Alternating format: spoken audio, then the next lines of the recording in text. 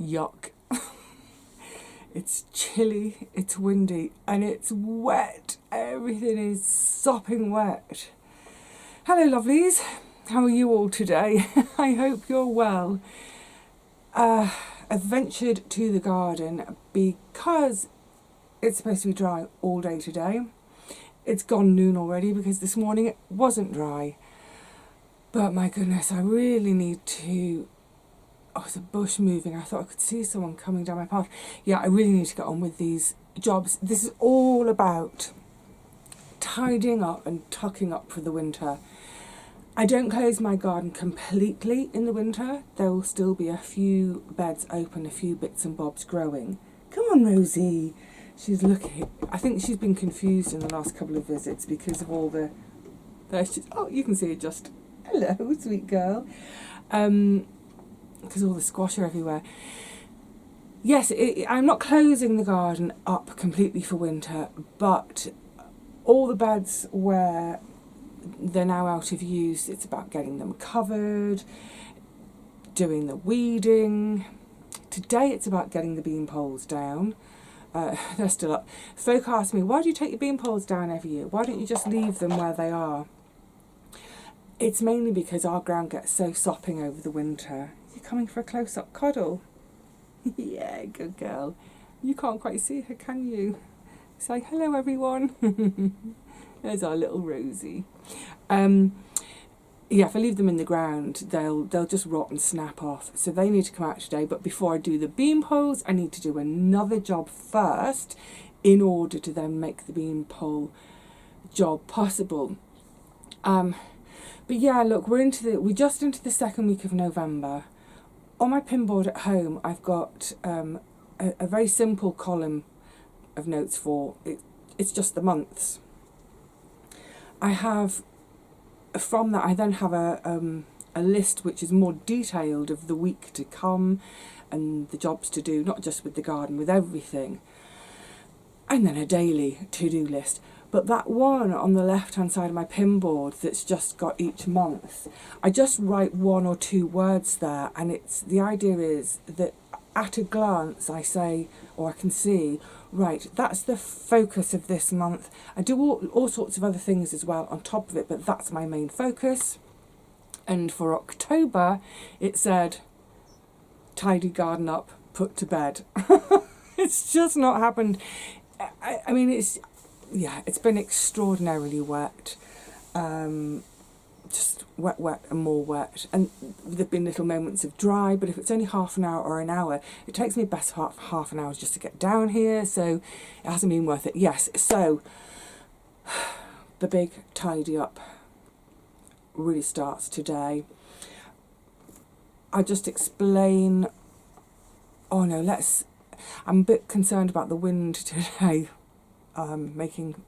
Making the audio a bit tricky. We'll give it a go. We'll see how far we get. So anyway, yeah, get my specs on, see what I'm doing. Rosie looks like she's about to jump onto my lap for another You're going to come and have another cuddle? Come on then, put me off my work. Delay me. I don't mind being delayed when it's a kitty cuddle. I mean, come on, who wouldn't, eh? Oh, you feel warm. Have you been lying in my cold frame in the sunshine? That reminds me, actually, I want to make a bed in there for them for the winter. Okay, I will see you all... Kitty hair flying. I'll see you all in the garden in a second. I'm just going to have a bit of a cuddle first. Aren't I? Can you hear her purring? I certainly can. What a sweet pea. Then that was a drip. Shed roof, never mind. Right, cuddles and then we'll do some gardening. This is the back side of my fence. So my plot is that way. And on the back of the fence I've got kind of, they're sort of big hooks. The sort of things you might have in your garage to hang up, I don't know, bicycle or big stuff. Anyway, they work. Oh, these gloves, I'm putting my heavy duty gloves on and they're really soggy because the roof is just completely leaking. Anyway, yeah, they work great on the back of the fence for hanging the bean poles on.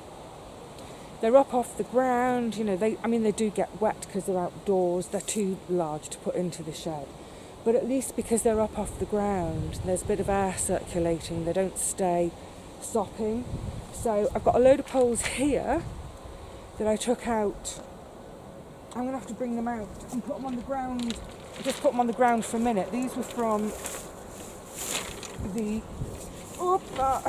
it's all a tangle. What is tangling? These are my tomato poles.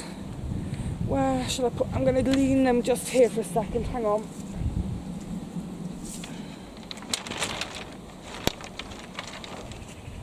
Yeah, it's definitely one of those slightly frustrating jobs of having to clear before I can do the actual job that I've come to the garden to do. Now, I mean, it's an unholy mess. I can barely get in here. Oh, la. This is supposed to be a path. So this is the end of my plot. This pole, you can just about see it, can't you? That's the end of my neighbour's plot. This is supposed to be a path running through. When I first got my allotment, there wasn't a path. This is going to be an annoying mess. Yeah, there wasn't a path, and me and my neighbour, we were told we needed to reinstate a path here. There'd been a path once upon a time, blah, blah, blah. Thing is, he's hardly ever around. So I just got on and did it. Created the path, great. And over the last sort of few years, when did I make the path? I think it was the winter of 2017 I started it, going into 2018. And since then I've maintained it. By maintain, I mean clearing my neighbour's brambles. These are all going to go in a dead hedge. Yeah, clearing the brambles, clearing the weeds, applying another layer of wood chips, that sort of thing. But I just haven't been able to this year. I mean, I've hardly been here at all. Mind you, saying that, I've still been here more than my neighbour. I mean, I've seen him twice this year. I really like him as a person, but yeah, it's one of those, oh, hang on, trickle. It's one of those difficult things about gardening in a communal space that no matter how well you keep your own garden, you can't control what your next door neighbour is doing. So, yeah, where's that one? When I took the tomato poles out and brought them down here and realised just how bad it was, I thought, well, there's no point waiting for my neighbour to do anything about it, because he won't. So that's why I'm going to get on with it today. I mean, to be honest, I'm going to do the bare minimum just to make it accessible again, but it really probably could do with the best part of a day's work on it. But as long as I can get it down a bit so that I'm not going to trip, because that's really not a good idea, especially, that reminds me to bring my phone out, especially at this time of year when there's no one around. I don't want to trip, whack my head, be lying there unconscious because I've tripped on a bramble. So, anyway,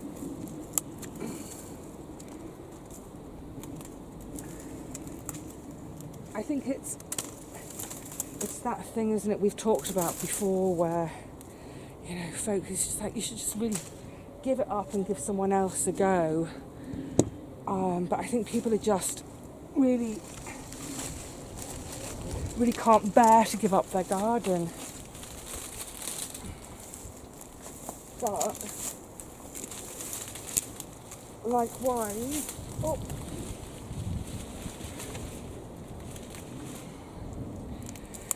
I mean, if you're never here, and you know, if it's all becoming too much and it's all a bit of a chore, then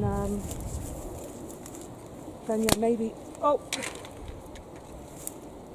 so much for putting the bean poles here so they don't snap in the ground. Just snapped one with my backside. And this bramble, oh my goodness, it wants to root. Hold on, let's cut the length a bit smaller, make it more manageable. Ow, ow.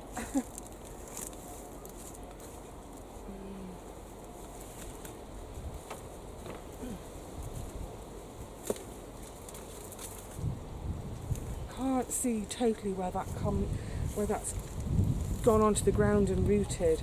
I also have here raspberry suckers coming up, and they were from the neighbour that side, not the girls. They didn't put them in, it was the predecessor. And that's another thing that I annually battle with, is raspberry runners. Oh dear. Sorry, I didn't mean to sound quite so grumpy. I think it's more just trying to... Hold on. I think it's more a case of sort of trying to remind us all that, you know, that who garden on allotments, is that whatever we do or don't do can have an impact on someone else. And that impact can be really positive when we're sharing and looking after each other, but it can also be really negative when you're neglecting your plot, and that then gives your plot neighbour a clear up job to have to do. Right, also what I've seen, I'll see if I can get you in closer, is the fabulous rose cutting from Richard and Paul. I need to get some string and then I'll bring you in a bit closer, because since it's been in the ground, which is now a year and a half or so, it's really loved it and is getting away beautifully. I'm going to keep my heavy duty gloves though, because it's a real prickler. And yeah, then I need to go and attack in the other end, because I just realised that's the end I need to come in with my bean poles. Actually, the tomato ones can go in here.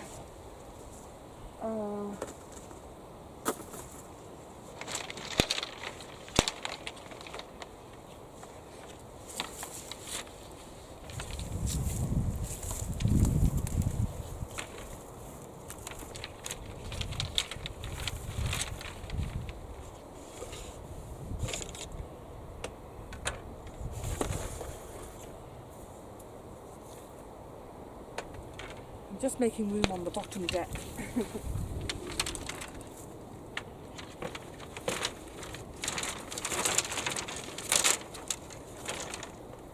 we go. Oh, that one's rotted.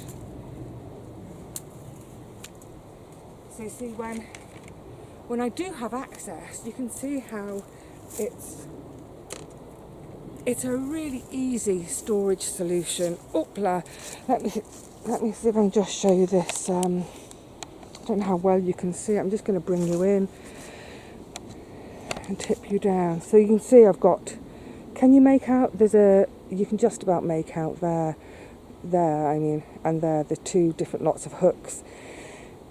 They are fairly flush with the fence. They're up off the ground. They're tidy. They're out of the way. It's a dead quick and easy way for me to store for winter. But the empty racks, as it were, can you see the hook there? There's two more lots there. That's for all the bean poles.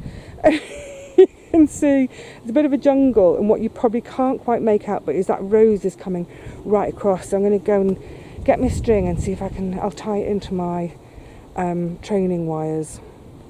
This wasn't the job I was intending to do today, the rose, but I mean, it needs doing, so that's okay, just get on.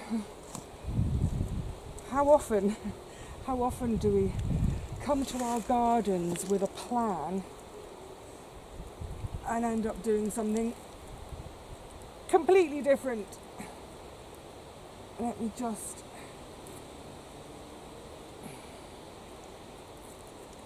From behind, from on the other side of the fence, I did just bring it to hang over a bit to save on awkwardness. And if I can just get this first bit secured, because it's the bit I can feel the tension, it wants to go back over, back over the other side. It is a real prickly rose. Right, and there's one more bit that's going that way, and then we can tie all that in. But yeah, it's just done brilliantly as soon as it got its feet into the soil. I think, oh, wrong bit of string.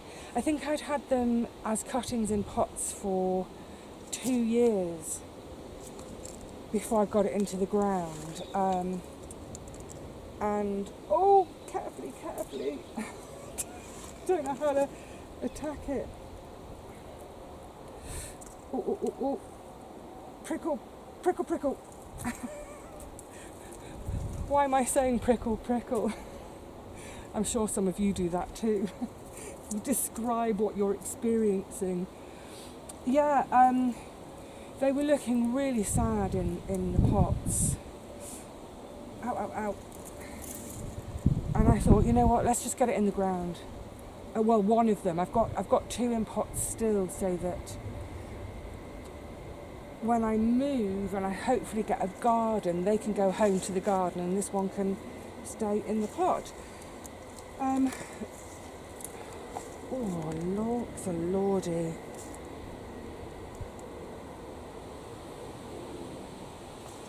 I mean, apart from the prickles, this is actually quite a nice job to do. I'm glad I identified it as a job that needed it. I think it's partly because by this time of year, the jobs are blueberries attacking me as well. Yeah, the jobs are mostly about ending things, chopping plant material up, putting things away. So it's nice to have a job with a plant that is still growing. And where I am here, let me just pop you back a bit. This is why I need a camera lass with me. Yeah, at least it's a job that's... This is useless. I really need a second pair of hands. Come up here. You see what I'm doing? I'm right on the end now. Yeah, it's a nice job as well because it's not soggy and muddy and like all the other jobs have been recently. Not that I've done much. Right. Oh, and another bit there. Yes, this is a lovely job to do. I should take the bunting down at some point too. It's not my bunting. It's if it was my bunting, it could stay out all winter because I make really strong bunting. I found this in a charity shop and I thought, oh, let's grab it. It gives the charity shop a sale and I can pop it in the garden because I haven't made any of my own bunting for myself for my fence. Right, a couple more bits the other end which I shall go and get on with now, and then we'll move into the garden and get on with the actual list that I have today. It's very long. It's not going to all happen, no way.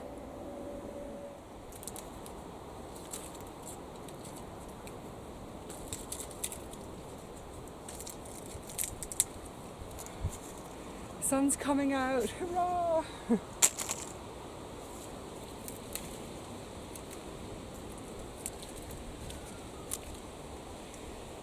You might remember when I was doing my sort of rescue harvest of all my dried beans because it was the beginning of when we were due to have tons and tons of rain.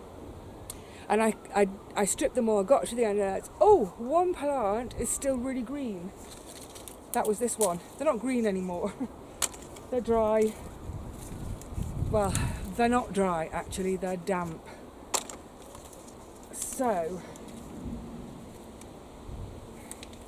I mean they're damp from rain, not damp from the being any flesh in the pod still. So, and another.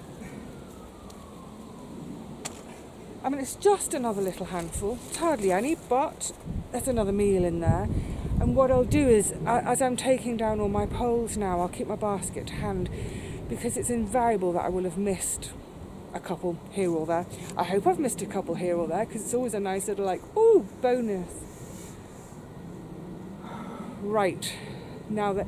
Actually, I think I'm going to do a sit-down job first. My knees are a bit crunchy, so yeah, let's go and do a sit-down job first. It's so lovely to see the sunshine today. It's been a long time. Well, we've had peeps of it, but nothing sort of consistent. I'm actually starting to feel quite warm in it. Mind you, I've got 5 layers on my top half. Okay, so I'm in the ex-squash bed. I've got these fantastic slug halos, slug collars, whatever you want to call them, whatever you do call them, if you know them already. Actually, I'm glad to get on with this job today because these belong to my neighbours. I ran out of my own. They were all used up on the fennel. I've already taken about 2/3 of them home to wash. I've just brought them back today, so they're spotlessly clean to hand back to my neighbours. I want to get these out today to get them washed because I think this weekend coming we've got another dry day, so I'll message them and say I'm coming down, hope you're around, because at the moment I'll look after them in my shed. I can hand them back. They've already had a thank you present for them. I know which brand of beer they like. But yeah, if this was my own, I just rub the soil off. But they're not mine, they're a borrow, so they will get a proper wash. I just think someone's kind enough to lend me something, give it back in the condition in which they gave it to me, or loaned it to me. And when they loaned them to me, they were spotless, like new. So all I'm going to do with my with my squash plants, it's literally what I do throughout the whole garden. Actually, there's not a lot left. The beanpole beans, they'll be the main ones next. But just pull the dead plant out and snip it. Just chop it up a little bit. Chopping it just increases all the surface areas and helps it to decompose more quickly. I just chop them up on the bed on which they were grown, and once they're all done, I need to sharpen my secateurs. Once they're all done, then I get it covered in some cardboard, and over the course of the winter, worms can come and have a nibble. All those other microorganisms in the soil, if they want to play with bits of chopped up material, they can do. Essentially, I think squash vines are always like this, aren't they? When they're a bit wet, they're a bit naughty to cut. Although I do need to sharpen my secateurs. Yeah, it's that thing of with my heavy clay soil, just keep adding whatever organic matter I can, plant matter, cardboard, whatchamacalls it from home, kitchen scraps. It all adds to the nutritional sort of quality of the soil, but also it just helps to break the clay up a bit. And I've been doing this, I've had the plot a little bit longer, but I've been doing this for about sort of 5 or 6 years, and it does seem to be helping. I always used to, well, not always, for about 3 or 4 years I did green manure over winter, which is another option. Unfortunately here it just didn't work very well for me, because I used field beans, which are pretty much one of the only ones that are an option in the winter. They're rather like a broad bean. So of course they all come up, they all grow, but they don't entirely cover all the soil. So all the bits where the rain can get to get really compacted. And then in the spring, when all that green stuff has to be dug in, it was an absolute horror show. So, I mean, this is purely personal, but for me, on my plot here, I found that cropping and dropping, and really importantly, covering with cardboard, it just seems to help my soil remain friable. That word, friable. I mean, it's not exactly friable, but it means that come the spring, it's not like slabs of concrete that I've got to hack into. It just keeps the soil a little bit looser, and goodness me, anything that helps with clay, go for it. One of the other things you can try for clay is gypsum. I've heard of it often, never tried it, so I don't know in terms of what sort of quantity, how many applications cost. I don't know any of that sort of thing, so you'd have to look that up yourself. And also, when I wipe these, I'm just going to make sure I'm not taking any little snails home, anything.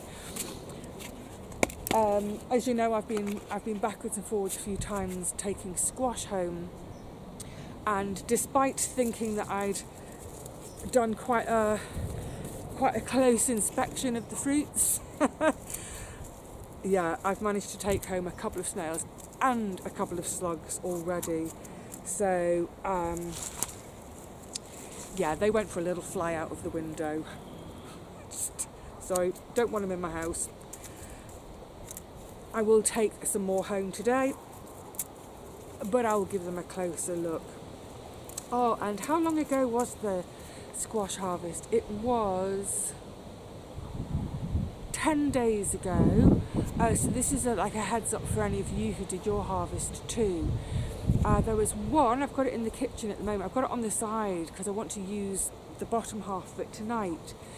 There's a tiny bit of damage at the top, and I thought, hang on, we need to scoot, we need to work and chat. Oh, stiff girl. Yeah, it was the tiniest bit of damage at the top, and I actually thought it wasn't very deep. I thought it wouldn't matter, but I thought, well, I'll keep an eye on it anyway, and I'm glad I did, because in the space of 10 days, it's really started to. So the damage, I don't know what it was. It was only about sort of 2 millimetres by 3 millimetres, really tiny, sort of puncture. But already in the space, like I said, of 10 days, it's now about sort of 4 centimetres long, 2 centimetres wide, really brown and yucky looking. So, yeah, really examine your squash carefully, and any that have got any question mark damage on that skin, keep them where you can see them, every day, and be ready to chop them up and cook them straight away. And actually, if you've got the freezer space, you might be better off almost any that have got the slightest bit of damage, get them chopped up and in the freezer right now, rather than risk losing the lot. Because the fact is, I could end up with 10 that need using up all in one go, and there's no way I'm going to cook with 10 squash, because some of them are big as well. There's no way I'm going to cook with 10 of them straight away. So yeah, that gave me a bit of a ooh. So I'm going to have a really close look today. So the next lot that I'll take home, what I'll do is I'll prioritise excuse me, I'll prioritise any that have got any kind of slightly funky looking bits on their skin. Yuck.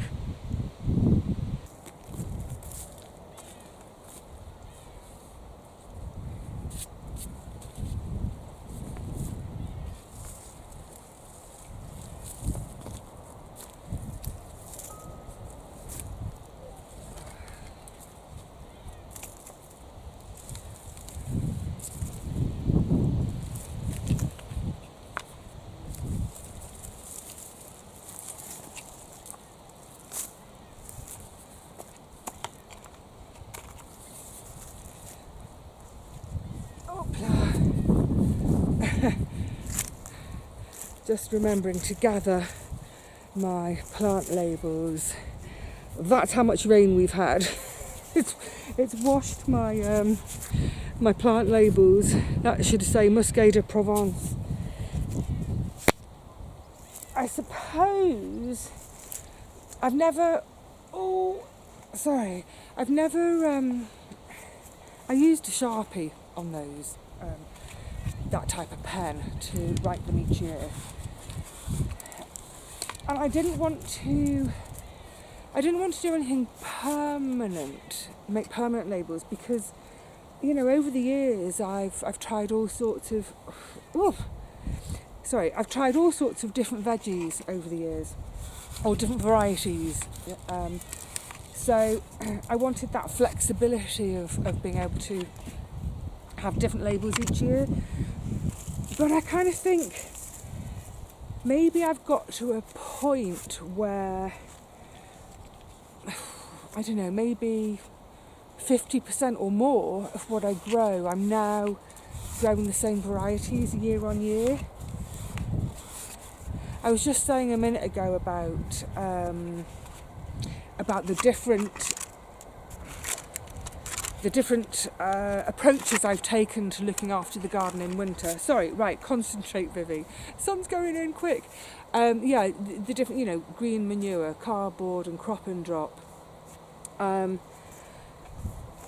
I suppose, actually, some of you may not know the channel very well, may not have been around that long, but I actually got this allotment in 2009, so 2009, 10, 11, 12, 13, 14, 15, 16, 17, 18, 19, 20, 21, 22, 23. So it's coming up at the end of 15 years on this site. Now, it wasn't always like it is now, because when I first got it, I shared it with a friend. And actually, a dear friend, it didn't really work out. We both had very different ideas of not what we wanted to grow, but how we wanted to grow. So that was a bit tricky. But actually, she got a wonderful offer of some land outside of London. She jumped at the chance and off she went. So really, it wasn't until 2013, so it's 11 seasons now, isn't it, that I've had the plot just on my own and have been sort of working things out for myself. And the reason I'm sort of mentioning that time scale with jammed my secateurs up, especially sort of with sun's coming back, with reference to the plant labels, is I think after 11 growing seasons here now, on my own, doing the things the way I want to do them, I think it's sort of, maybe you would know after 5 years, but I think it does take time to get to know an allotment, a growing space. It takes time to really get to know the soil. And like I said, battling with overwintered green manures for 4 or 5 years. Stopped doing that, went over to crop and drop. The first spring after the first crop and drop winter, when I put the fork in the soil, I was like, oh, this is so much better. Why didn't I do this straight away? But never mind. So I think it takes a while to get to know your allotment, to get to know the soil, to get to know the weather, to get to know sort of the direction excuse me, the direction of weather. So for example, I know on my plot that I get most of the wind coming across the site this way. Obviously, I know north, south, and east and west. You can work that out straight away in your garden. But yeah, I think it takes a few seasons to sort of really get to know it, and therefore get to know what sort of plants are suitable for growing, which veggies. That's not to say if you try a veggie in your first and second year on your site and you have no luck, don't assume that means you're never going to be able to grow it. It's peculiar, isn't it? You know, I've grown fantastic carrots for years, and now suddenly for the last 3 years can't grow them. Tried with cauliflowers a couple of times, no success. Tried again about 3 years ago, and they were lovely. Brussels sprouts, I think I've tried 7 times in different years, not in 7 successive years. Can't grow them for love nor money. But yeah, so back to the plant labels. I think that's the other thing, isn't it? Let's say you try to grow cucumbers outdoors. You don't have a greenhouse or poly. You might be on an allotment site which doesn't allow them. It might be your own back garden and you simply can't afford a greenhouse or a polytunnel. So you try and have a go at cucumbers and they just don't work for you. It might also be the variety that's not right for your garden rather than that vegetable as a whole. So yeah, don't give up. You know, with the example of cucumber, it might be that you've tried to grow a variety which isn't really suitable for being grown outdoors. So yeah, when you're buying your seeds, just check, is it? Oh, that wind is chilly. If you're not growing under glass or under plastic, just double check before you buy your seeds that it's a plant that's suitable for growing outdoors. And also, where are you in the country, in the world? You know, where I am, down here in London, we generally have a really mild climate. We're rarely, in daytime temperatures, we rarely drop below freezing during the daytime, although it feels like it's about to.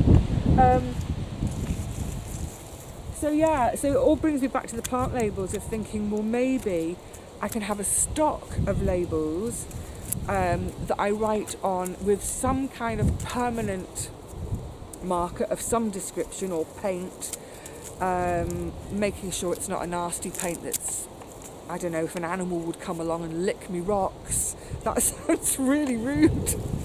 But yeah, I don't want an animal to come along and lick me rocks and be poisoned by some paint. But yeah, I think it might be an idea to make some of my pebble labels permanent, because there are certain varieties which I know I'm always going to grow here. They've worked over the years. Yeah, some things have never let me down. Mostly it's sort of in the squash and the tomato department. I know what works for me. And the beans. There are certain beans which, I mean, I don't want to say that they are bankers. Don't want to jinx myself. But, yeah, I mean, it's quite hard to go wrong with beans, apart from if slugs get them when they're little babies. Right. Oh, yeah, one last squash bed to do. I'm wondering if I might not get around to the bean pole today. It's getting chilly suddenly. Obviously I'm sitting still. Maybe if I move around a bit. But we do have another dry day coming up, and I want to do another harvest. I did a calendula harvest beginning of October before that rain. Excuse me, something's tickling me. So I've harvested some seeds. I did another flower harvest. I've got loads more. So what I'm thinking is, we've got another dry, sunny day coming, quite windy, so hopefully I'm going to do another harvest, and if they're damp at all, like those beans I've taken down, they're going to come home with me anyway. The minute they come home, I'll spread them out in a really thin layer, plenty of space around them, whether that's the petals or the seed heads. Spread them really far apart, really well, warm, dry place so they can properly dry. I don't think there's much point waiting for anything to dry this year. I think that's it. this is it. We're wet now for the rest of the year, I think. Right, I'm trundling on. I'm going to go and finish those squash over there, do a few other little bits and bobs, pack up the granny trolley with some squash. Any that have got a bit of damage, get them home today. And yeah, hopefully I will see you all again soon, garden or wherever it is. But if you've been like me and you've been struggling with the weather, yeah, check the forecast.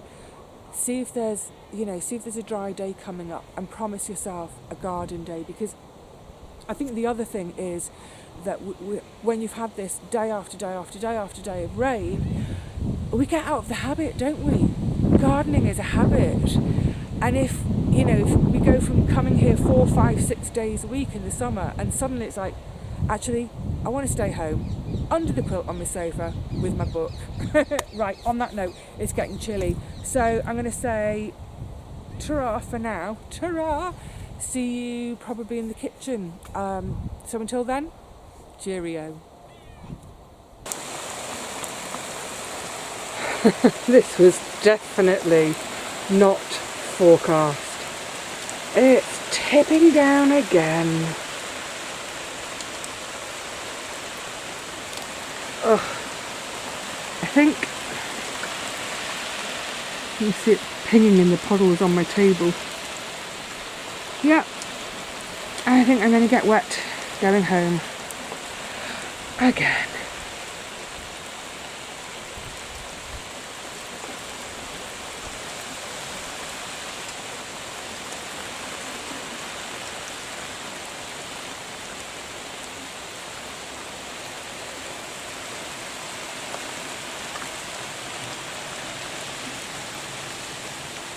Tell you what,